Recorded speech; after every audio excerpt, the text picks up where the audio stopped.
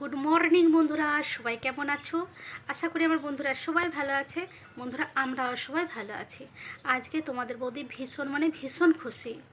আজকে তোমাদের বৌদির আনন্দে আর ধরে না, বুঝেছো? তা যাই হোক, আনন্দের কারণটা তোমাদেরকে বলি। তোমাদের ভাইপো কালকে আমাদের ঘরে একজনকে নিয়ে এসেছে, যে আমাদের ঘরে সবসময় আমাদের সঙ্গে থাকবে, আমাদের সুখে থাকবে, আমাদের দুঃখে থাকবে। তা যাই হোক, ওনাকে আমার অনেক দিন ধরে আমাদের ঘরে আনার ইচ্ছে ছিল, কিন্তু সময় হয়ে ওঠেনি। তা তোমাদের ভাইপো যে এনেছে, ছেলেকে ধন্যবাদ দিয়ে ছোট করব না।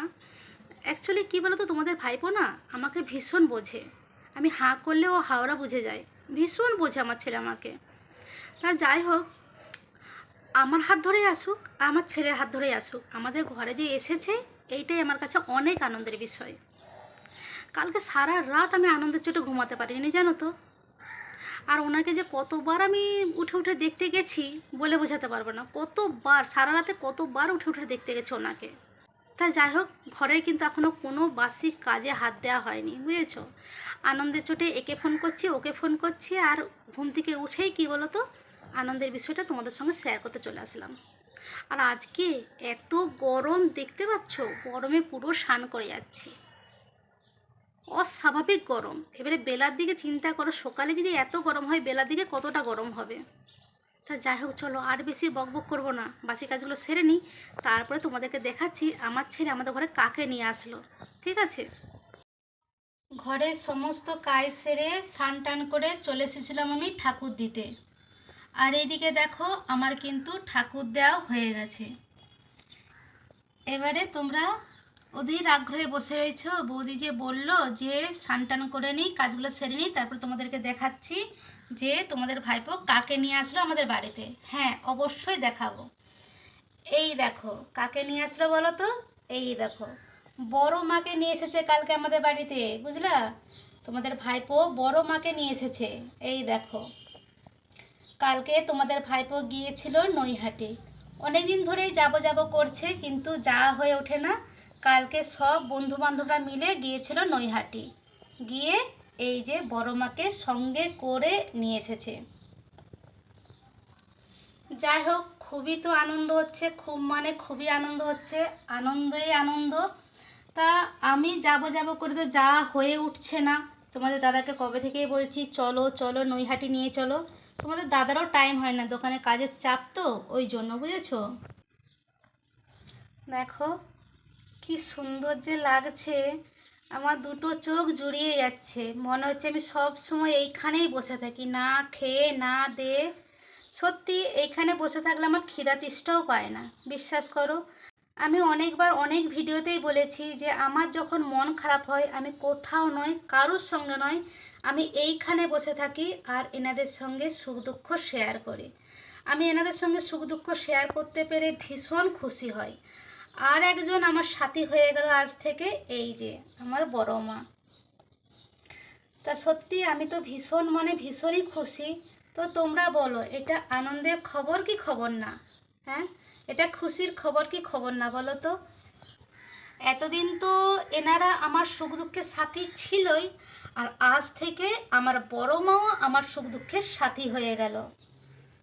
তোমাদের দাদার ভাইপো দোকানে চলে গেছে, আজকে অনেকটা সকাল সকালে ওরা দোকানে চলে গেছে। আর ঠাকুর দিয়ে আমি এখানে দুটি মুড়ি নিয়ে বসেছি, চানাচুর দিয়ে মুড়ি খাচ্ছি। মুড়ি টুড়ি খেয়ে তারপরে যাব রান্না বসাতে। আর আজকে এত গরম, কি বলবো, বলে বোঝাতে পারবো না। প্রচণ্ড পরিমাণেই গরম। দেখো এখানে ভাত বসিয়ে দিয়েছি, আর এটা কি বলতো, দুধ দুধ গরম করেছি। কালকে 1 লিটার দুধ আনিয়েছিলাম, তো কিছুটা দই বসিয়েছি, আর এই যে কিছুটা, আর এই যে মুসুর ডাল একটু ভিজিয়ে রেখেছি, একটু পোস্ত ভিজিয়ে রেখেছি। আর এইখানে বের করেছি কিছু সবজি, পটল, কুঁদরি, আম, কাঁচা লঙ্কা, ডিম, টমেটো, পেঁয়াজ। তো সরঞ্জাম দেখে বুঝতেই পারছো যে আজকে বৌদি কী রান্না করবে। তো যাই হোক, চলো কুটাকুটি করে রান্নাটা করে নিই, তারপর তোমাদেরকে দেখাচ্ছি যে আমি কী রান্না করলাম। তো চলো তোমাদেরকে দেখে আজকে আমি কী রান্না করলাম। করেছি ডিমের অমলেট, টমেটো, পেঁয়াজ, কাঁচা লঙ্কা দিয়ে, বুঝেছো। আর এইখানে রয়েছে পোস্ত, ওই কুঁদরি পটল দিয়ে পোস্ত করেছি, একটু কি বলতো টমেটো দিয়েছি, আর কাঁচা লঙ্কা পোস্ত বেটে করেছি। আর কি বলতো রয়েছে ভাত, আর একটা জিনিস রয়েছে দেখাচ্ছি তারও। আজকে আমার ডালের অবস্থাটা দেখো না গো, কি বলবো, টকের ডালের অবস্থা দেখছো, হলুদ না হয়ে আমার কালো কালো ডাল হয়ে গেছে। কি বলবো, আজকে তোমাদের দাদার কাছে যা ঝাড় খাবো মানে বলার মতন নয়। ভালো হলে যত নাম করবে, খারাপ হলে ততটাই কিন্তু বকাঝোকা করে আমাকে, জানো তো। একটু খারাপ হলেই হলো, ও যদি মুখে না লাগে ব্যাস হয়ে গেল। মানে কি বলবো, ভালো হলে ও তোমাকে একদম টিন টিন তেল মাখাবে, বুঝেছো। আর যদি কিছু খারাপ করো, কিছু অন্যায় যদি করে ফেলেছো, ব্যাস তোমার গা দিয়ে চুচে চুচে তেল টেনে নিয়ে খালি টিন ভর্তি করবে। তো যাই হোক, এখন খাবো না, পরে খাবো, বুঝেছো। হাতে অনেকগুলোই কাজ রয়েছে, কাজগুলো করে নিই তারপরে খাবো। তো বলো, তোমাদেরকে খাওয়া দাওয়া হয়ে গেছে নাকি বলো। এখন তো খেতে ইচ্ছা করছে না, আর আজকে প্রচুর মানে প্রচুর গরম। এ ভগবান, এরকম কেয়ারলেস হলে হয় বলো, আমি ফ্যানটা চালিয়ে চলে গেছি। তো যাই হোক, চলো আবার পরে কথা বলবো খাবার সময়। আর আজকে দেখো রৌদ্রটা শুধু দেখে নাও, ভগবান কি অবস্থা। তো দেখো ভাত বেড়ে নিয়ে বসে গেছি। আমি অনেক ভিডিওতে বলেছি যে আমি ডাল খাই না, কিন্তু আজকে ডাল খাবো। দেখবো এর স্বাদটা কেমন হয়েছে, মানে কতটা খারাপ করেছি কতটা ভালো করেছি, একটু আগে নিজে চেখে দেখি, বুঝেছো। যাই হোক, চলো খাওয়া শুরু করি, ডালটা দিয়ে আগে খাবো। আজকে আমার কপালে আছে, দেখি দেখি আগে খেয়ে দেখি, তারা অত নার্ভাস হলে চলবে নাকি।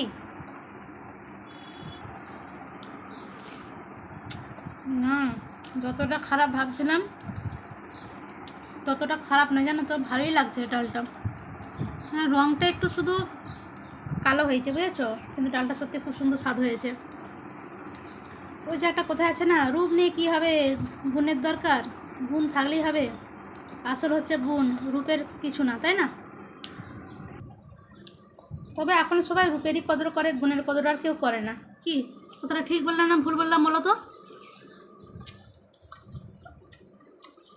এখন সবাই রূপকেই প্রাধান্য দেয়, তোমার কি গুণ রয়েছে না রয়েছে সেটা কেউ প্রাধান্য দেবে না, বুঝেছো। তো যাই হোক, চলো আর বক বক করবো না, খেয়ে নিই। যতটা টেনশন করছিলাম একটু মুক্ত হলাম টেনশন থেকে। প্রথমে ডালের রঙটা দেখে একটু মানে হবে, তো বলবো যে আগে মাখিয়ে দেখো, তো ভাতে মাখিয়ে আগে খাও তারপর বলবে কি। যাই হোক, চলো